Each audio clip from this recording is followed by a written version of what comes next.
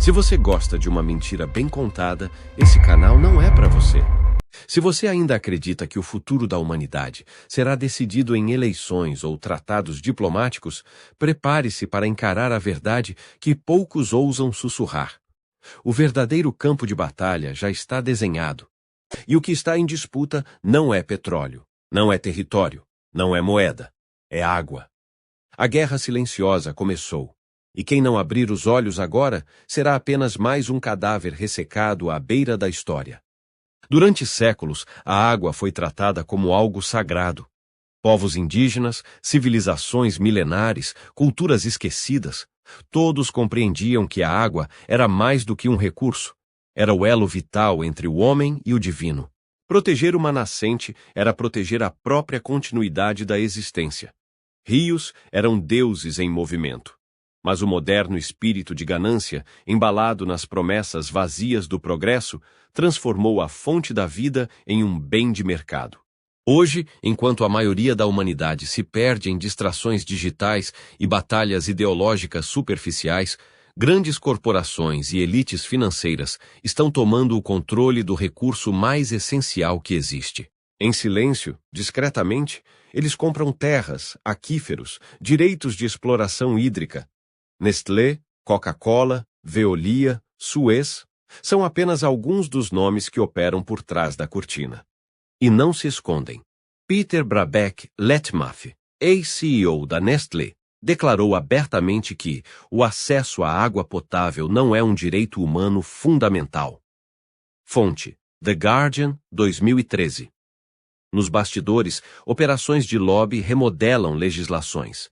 Em nome da eficiência e da gestão sustentável, rios são privatizados, comunidades são impedidas de captar sua própria água e terras férteis são vendidas a preço de banana. A água passa a ter dono e, se você não for parte da aristocracia líquida, pagará caro para não morrer de sede. Exemplos práticos já pipocam pelo mundo. Na Bolívia, no ano 2000, a cidade de Cochabamba viveu a Guerra da Água, quando a multinacional Bechtel assumiu o controle do sistema hídrico local. Tarifas subiram tanto que famílias inteiras eram obrigadas a escolher entre comer ou beber. A revolta popular foi esmagada com violência, mas venceu. A privatização foi revertida. Fonte: BBC News, 2020. No Chile, país que até hoje carrega as cicatrizes da ditadura de Pinochet, a água é privatizada desde a década de 1980. Agricultores pobres lutam diariamente para ter acesso à irrigação, enquanto magnatas exportam frutas para a Europa com água que deveria ser um direito comum. Na África do Sul, empresas privadas controlam o abastecimento em várias regiões. Em tempos de crise, como na quase tragédia de Dia Zero na Cidade do Cabo, o que se viu foi uma elite estocando água enquanto bairros pobres mergulhavam no desespero. Fonte: Reuters, 2018. Enquanto isso, dados globais alertam. Segundo a ONU, até 2050, cerca de 5 bilhões de pessoas poderão enfrentar dificuldades severas de acesso à água. Não é um futuro distante, é um agora disfarçado. A manipulação, claro, é maquiada com maestria. A mídia tradicional, a mesma que faz escândalo por futilidades políticas e fofocas de celebridades, pouco fala da privatização silenciosa dos nossos rios e fontes. Quando fala, é para enaltecer projetos de gestão moderna, parcerias público-privadas e outras máscaras para o saque corporativo. A água, nos venderam, é escassa. Uma mentira conveniente para quem lucra com a sede. Enquanto rios são desviados para monoculturas predatórias, enquanto agrotóxicos contaminam nascentes inteiras, enquanto o plástico envenena oceanos, nos fazem acreditar que é o consumo doméstico do cidadão comum o grande vilão da crise hídrica. No Brasil, o país mais rico em água doce do mundo, o jogo sujo também acontece a olhos vistos. Ou melhor, a olhos distraídos. Aquíferos como o Guarani são cercados por interesses privados. Concessões de saneamento básico são entregues a grupos estrangeiros em nome da modernização. Enquanto isso, comunidades ribeirinhas são expulsas, indígenas têm suas terras ameaçadas e grandes fazendeiros compram vastas áreas sobre fontes estratégicas. Se seguirmos nessa rota, em poucas décadas, o Brasil poderá ser uma potência sem poder, dono de vastos reservatórios de água controlados por meia dúzia de corporações sediadas fora do país. Um império colonial líquido, onde seremos serviçais em nossa própria terra. O futuro que se desenha é sombrio. Cidades sendo literalmente sitiadas pela falta de abastecimento, alimentos encarecendo por falta de irrigação, doenças se espalhando por conta de água contaminada. O sonho neoliberal do livre mercado, transformado no pesadelo da escravidão líquida. O que poucos percebem é que a água é a base de toda a soberania real.